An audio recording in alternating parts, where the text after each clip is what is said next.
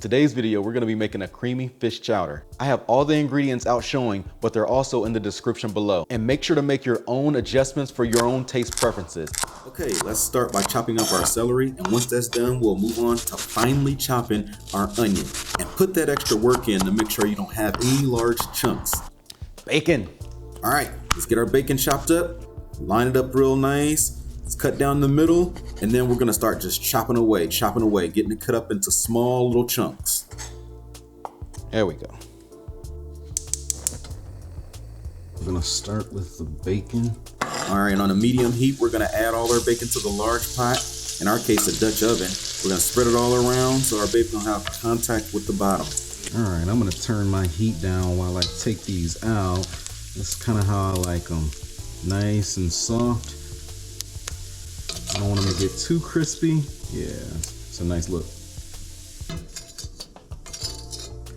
All right, now that I got all of those out, bacon's gonna sit. Now I'm gonna add my celery, add my onions. Go ahead and turn my fire back up so this can simmer. I'm gonna have this simmer for about 5 minutes. Now, my garlic.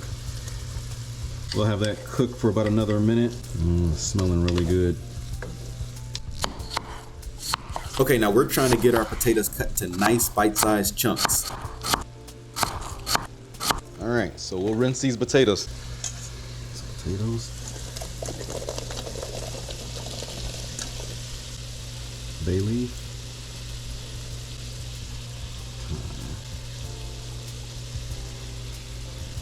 Salt.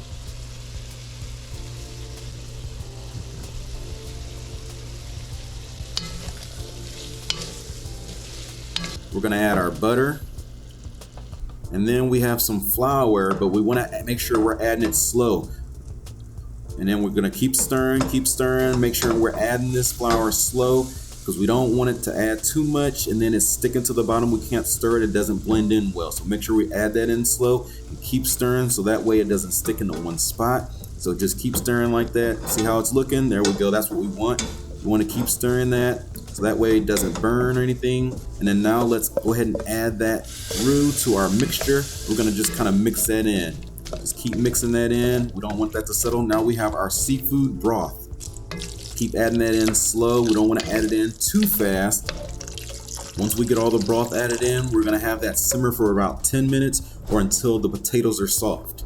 So the fish we're gonna be using today is walleye, and specifically the walleye's cheek. When cooked, those walleye cheeks have a great texture and will blend extremely well in a chowder. You can use any fish though, from cod, haddock, or halibut. I'm currently chopping this meat into bite-sized pieces. There's no rhyme or reason of how I'm chopping this meat. It's just all getting chopped up in small pieces. And there you have it. All right, star of the show. These are the walleye cheeks. Like I said, you can use halibut, haddock. After adding the fish to the chowder, make sure to work it down so it can cook properly and get acclimated with all those other ingredients. You have milk. Go ahead and pour that in slow and keep stirring. We have heavy cream. Same with the heavy cream, pour in slow and stir. All right, after adding this heavy cream, we're gonna get this chowder back up to a simmer. We're gonna simmer it for about 5 minutes. And now is also the perfect time to adjust your seasoning with the salt and pepper. Right, got to a point where it is thickened up a little.